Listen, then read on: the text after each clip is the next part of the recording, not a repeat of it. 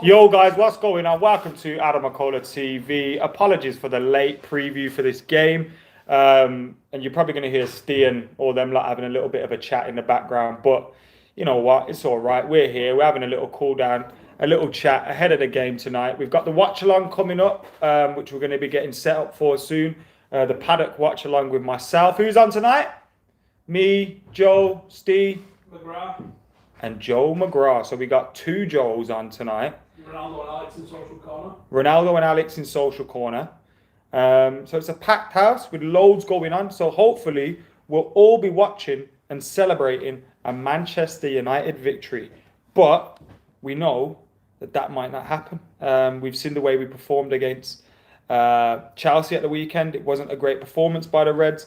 And we know that anything like that, even against David Moyes' West Ham, is asking for trouble. We've seen that they're pretty much safe now, not mathematically safe, but it'd take a lot for to go wrong for them to go down.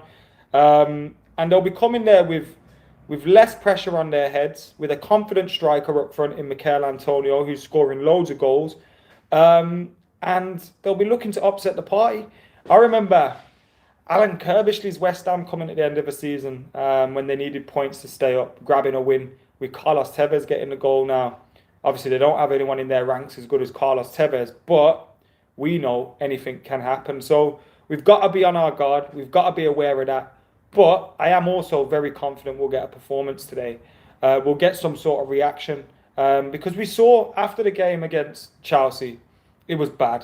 We knew it was bad. Ollie knew it was bad. And for all the positivity that he puts out in the media and, you know, the smiling and things like that people like to have a dig at, there's no doubt that he would have got stuck into those players. He would have got stuck into the players after that game. I have no doubts about that. And I went on the watch along on Sunday because I was at Wembley. So if you watch Paddock, you would have seen that I was at Wembley doing a review and a Henry Winter fan cam and all that kind of stuff. I was on ESPN's pre-match coverage, so that's why I was down there. If there's one person to give the players a kick up the arse, it is Ollie, says Ross. Yeah, did you see? I don't get why people think he doesn't care or is not asked or, he smiles too much, he does this, he does that.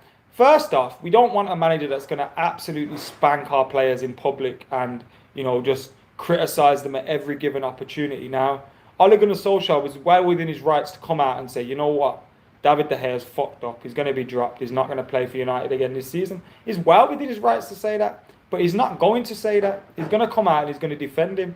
He's going to come out and he's going to, you know, stick by his players because that's what he has to do. But it wouldn't surprise me if De Gea didn't start tonight. It wouldn't surprise me at all if De Gea didn't start tonight. Now, I'm not that confident in Sergio Romero being our number one. But I know for a few games, I'd be happy to see us get through that because regardless of what you think of De Gea, whether you think he's finished or it's just a bad patch or whatever, he deserves to be dropped for what's happened. If it was a striker missing sitters, if it was a midfielder or a defender making mistakes which led to goals, you know, De Gea's made an awful lot of mistakes. So if he gets dropped, he can't complain. He can't complain. We have an able deputy in Sergio Romero, but I think it's also questionable of Sergio Romero that he hasn't already taken him out of the team. I think what we've seen from David De Gea is a David De Gea that is too comfortable at United. He's too comfortable in his number one spot. You've got a number two that's too comfortable being a number two. You know, he's happy to just play the cup games or the Europa League games. I don't think our goalkeeper's ever challenged. Steve says De Gea's on his last chance for him. And I don't think we're getting to that point with De Gea. I think he's got a lot of credit in the bank, but there's only so long that can get you by. Now, if next season he's still making mistakes, I think we'll be probably looking to move him on.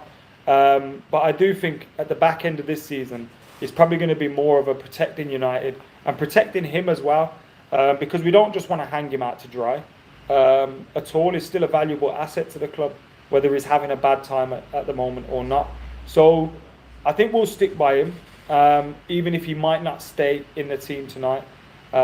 Because, you know, it's a big game against West Ham. We have to win it. And we can't afford to be having a goalkeeper going into that game where he's not sure about himself or he's doubting himself or his defenders are doubting him or he's doubting his defenders. Let's be honest, he could doubt his defenders an awful lot. those defenders were shocking against Chelsea. They've been shocking in recent weeks. He's not been the only problem, but he has been a problem. And Maguire needs to improve, needs to fix up. Lindelof needs to improve, needs to fix up. So it's not just David De Gea at the back that needs to sort his act out. We've got a super chat in from Beaksbox. Dre, he says, Adam, I know it's irrelevant, but who's a bigger laughing stock, Spurs or Arsenal? Also, would you take Declan Rice at United? For me, it's a yes. If we could get Declan Rice for 30, 40 million, the value that he actually is, yes. But it's going to cost us about 70 million, 80 million. He's not worth that. You can get 2 players off the continent that are better than him for that kind of money. So I don't think we should be looking to sign Declan Rice for those kind of silly figures. Although I wouldn't mind him as a squad player in the team at all. But those kind of figures, no. As for who's the biggest laughing stock, I don't think you can get away from that being Arsenal. Obviously, Spurs under Jose Mourinho, I think they've shown a little bit of an improvement. He's actually got them winning games, although I don't think he'll be there for long, and I think he'll get sacked sooner or later, probably next season. But if you look at Arsenal, there's been a lot of talk about Arteta doing this and doing that, and a lot of overreaction to them beating Man City in the FA Cup semi-final. Well, actually, look at where they are in the league. I think they were a point above us when Arteta got the job, and now they're 9 points behind us or something like that. Mathematically, they can't finish any higher than 8th. So you're looking at Arsenal, and they're an absolute mess. The only thing is they could win a cup this season, which is, I don't know which one of them bastards I want to win that cup, actually. Chelsea or Arsenal? I hate them both. It's a lose-lose, isn't it? Lampard was all that. If Arteta wins, cancel it, furlough it. Furlough the FA Cup, says Steve. It's true though, like, Arteta will be getting tossed off. Lampard will, probably with Lampard being English, the cringe probably would be worse if he won the FA Cup. So I'd rather see Arsenal win it, which makes me just disagree with myself as soon as I said it. As soon as I said it, I disagree with that. Can we just cancel it? Yes, Jossie Boo, how you doing? Arsenal would be, a lot of these comments are just disappearing after a bit. Arsenal would be worse, says 90-minute Reds. Who's this? Joe. Hello, you alright? Oh, you alright, mate? How's your stomach? Alright, just realised I just got black coffee. We are live over here, by the way, so Oh, yeah. don't say fuck or bugger. I'm sorry, I didn't know. How are you doing? You're good. I just did my preview because I forgot to do it yesterday. I am at Stretford Paddock. Yes, we are in the building. We are getting ready for the watch along later. Me and Joe, I think, are doing the team news at 5 to 5. He's dabbing away there. Joe, come and sit down. Come and talk to me. Well, we got another super chat. What do you think about Ali missing out on his first trophy? We still got the Europa League to play for, and the Premier League's still there to be had as well. Well, yeah, it's not the first trophy he's missed out on either, is it? We got to the semi-final, can't the cup and that. So. Oh yeah, that's true. How you doing? Yeah, good. How are you doing? Yeah, I'm all right. What are you making of tonight's game? I feel weirdly confident for some reason. I think there's no way Ollie had kicked me up the arse, and I'm expecting a bit of a bounce back. I said the same thing. Yeah. I think Ali will be getting stuck in today. Yeah, we've gone mad at it. And I think a big thing against, obviously we went together on the weekend, so a big thing in the semi-final was the selection for me was shit. I don't think we'll see the same problem with selection today. No. Although it's weird that, as we've said before, the only time we didn't concede a goal was when it was that initial 11. Martial came on, we conceded, then we changed it for the second half and conceded another 2. So You're blaming on Martial? No, I'm not. I'm just saying that maybe it was the mindset that selection put the team in more than the actual selection, because we didn't concede too many chances with that. But we didn't look great, did we? No, we didn't look good at all. I'm not saying we looked good, but we actually looked more defensively frail second half, I thought. Do you think that probably came from the manager making a lot of changes? Do you think the players subconsciously think taking this as seriously? Well, I don't know about taking it seriously, but just I'm not used to playing with him in this formation. They haven't played that 3 at the back / 5 at the back in 6 months. Like, you know, if it was, and obviously we haven't had many games in that time, but if you hadn't played a system that is much different to, like, you look at the Chelsea's first goal, the Giroud goal. That's between Matic and Williams, one of them has to cover that run down the wing. Was it Reece James? Wasn't he crossed it in? But because you kind of stuck in between, who takes this runner in this formation? Like, no one. He just had a free cross into the box. Obviously, Lindelof got bullied, and De Gea could have maybe done better. But there was multiple things that went into that goal that I thought was down to, like you said, maybe the formation and stuff. But I'm expecting 4-3-3 or 4-2-3-1, depending on how you want to look at it today. And You're expecting De Gea to start? It wouldn't surprise me either way, but I'm not expecting him to start. No. I am. Yeah. You think Romero's going to come in? No, I don't think. That's what I mean. I don't think Romero will come. Oh, in, sorry. and I don't think De Gea will start. Certainly, it's a toss of the coin for me. What would you do? If I was Ollie, So if you had to make the decision tonight, Romero, I'd give League Romero One or a De go. Gea? I'd give Romero a go. Romero. No, because and I've said maybe it's time. You know, we've seen a lot of mistakes from De Gea, but with Romero, it's just if you've got a player in a position that keeps making mistakes, you let your other player have a go. Especially when it's someone who doesn't make many mistakes. You know, he made the one in the Europa League, didn't he, when he came out and he got chipped, Romero. Other than that, he don't make many mistakes. If it was any other position, you would drop the player that was making mistakes, even if he were to be the first choice again next season. I think you've got to show some risk reward with it. Prashant Super Chat says, where are the likes of the video, you gimps? And De Gea should start. Thanks for your Super Chat. I've had a few today, so thank you very much for all of them. Yeah, get liking the video as well, you gimps, before Prashant pays more Super Chats in, telling you to like the video. Someone said De Gea needs to know that he's not guaranteed to start. I agree with that. Yeah, I was mentioning that. I think he's got too comfortable. Yeah. And that's down to Romero as well. Because Yeah, Romero's such happy to be a number two. isn't he? Yeah. Like, who wants to be a number two? Well, you say that, but down the years, hundreds of goalies have been happy as that role. You know, you don't get a lot of discontent from second, third goalkeepers very often. do No, you? but sorry, we even had, when Anders Lindegaard was here, Anders Lindegaard clearly was saying, yo, I need to be starting this game. Yeah. Like, he was forcing the situation, he was forcing that decision. Did you see Lindegaard score the other day? He did, didn't he? That, like 90th minute equaliser, wasn't it? Yeah. I did see that, yeah. I think there's statics coming through the audio, and I think that's because of the noise coming from the laptop, so we'll have to hold this for the last couple of minutes. Right, I'll let you shoot off and sort yourself out, but before you do that, predict 11. Predicted 11. Romero. What would I like to say? What I'm predicting De Gea will start probably. Wan-Bissaka, Lindelof, Maguire, Shaw, Matic, Bruno, Pogba, Greenwood, Martial, Rashford. Back to the dream team. Thanks. And score prediction? Score prediction 2-1 United. Thanks. Which one? Manchester or West Ham? 2-1 United. Thank you very much. See you later.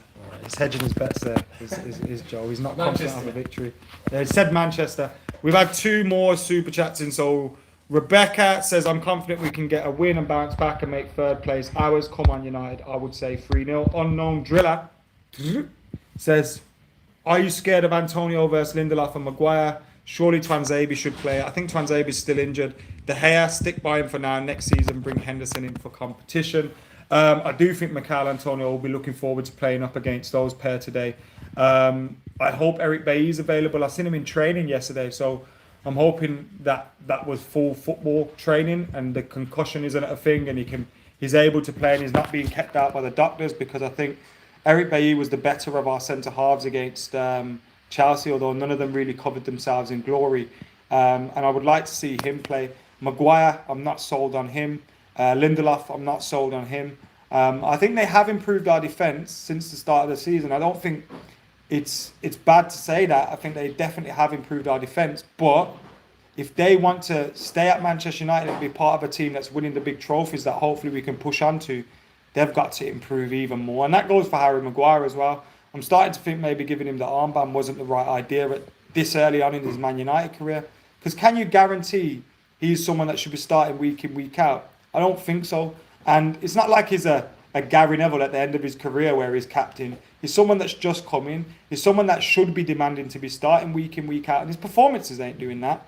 So what's keeping him in the team at the moment is his armband. So I personally feel like we need to see better from him. Otherwise, he's probably got to get rid of that as well. So, you know, the defence is still a little bit of a weird one. A little bit of a grey area where we need to sort out. But I do think once you get a settled down selection, your goalkeepers are playing better, because, you know, he has been shaky. Prashant says we should have given the armband to De Gea a few years ago. And who do I think should be captain? Says, well, hello there. There's a few options, isn't there? Pogba, Bruno. I know Bruno's just come as well, so you could argue that, you know, what you're saying about Maguire is the same. Then, yeah, but he's still performed better. Do you know what I mean? He's still one of the first names on the team sheet. I'd even go as far as to say Marcus fucking Rashford. To be honest with you. De Gea is not a leader, says Cannonball 9 pin. Robert Bell says De Gea needs to be dropped by Ali from tonight's squad. Romero needs to play with the team. Maguire's problem has been his attacking on the corners and not much his defending. Bruno is perfect captain material, says someone else. 90 minutes red, says treble winning season. Fergie sent Big Pete on an early holiday. Do the same for De Gea. Get him refreshed and ready for next season. Great shout, 90 minute reds. Thank you for the super chat again. We've had loads in tonight. You like killing it, so thank you very much for getting involved. We're into the last 5 minutes of the preview. My predicted 11 is David De Gea in goal. I'm sticking by Dave. I'm sticking by our man. Then I'll go with Wan-Bissaka, Maguire, Bailly, Luke Shaw if he's available. If not, I'd go with Timothy Fosu-Mensah. Then in midfield, I think we'll see McTominay, Pogba, Bruno ahead of them, Rashford, Greenwood and Martial. So that's the team that I'm going with. I don't think Matic was great against Chelsea. I don't think we should need Matic to beat West Ham. Although they have got, you know, decent players in that midfield area, you still should be able to get through that with McTominay and Pogba. So that's what I'd be looking to go for in this game. But we need to go with a strong team. We need to see a reaction. Hopefully Ole Gunnar Solskjaer has been getting stuck into these dudes after fucking Sunday, man. I'm still pissed off about that. Why are you losing at Wembley against Chelsea like that? Letting Mason Mount, of all people, score the fucking wet wipe. Can't stand him. Just look at his face. You want to punch it? It's not even that good. Plays for England. While a man like Jack Grealish are running around. Fucking hell, what is this world coming to? Anyway, hopefully we can beat West Ham tonight. Liverpool beat them bastards. And then we can go on Sunday, draw, and send Chelsea out of the Champions League. How good would that be? But we need to win today. Glenn, no team graphics today. As you can see, I'm unorganised, bro. I'm here doing a off-the-cuff preview because I forgot to do one yesterday. But still airing it. Another super chat. What do you think of the accusations that Ollie is a PE teacher? Well, they're not accusations because when people say that, they're not actually saying Ollie works at a school as a PE teacher. But it's criticism. And I think it's bullshit, to be honest. He's the only one that gets that kind of criticism. He's done a better job at United than Arteta's done at Arsenal, than Lampard's done at Chelsea, than all these people, but you don't hear those kind of things, so fuck them. Well, Man United, though, we're held by a different standard. Also, Bailly's greater than Lindelof, who's greater than Maguire, is what he said. Anyway, guys, thank you for tuning in. Thank you for all the super chats. Make sure you're keeping them coming. We have got reaction coming up after the game as well. And, of course, the watch-along is on Stretford Paddock, so join us over there for that. As I said, it's me, Joe and Steve on the watch-along today. Then we'll have fan cams up from all of us as well. The live reaction stream straight after the game. There's so much going on. Make sure you're here for all of it. But for now, I've been AdamMcKola. I'm still here, but I'm out of here. Bye.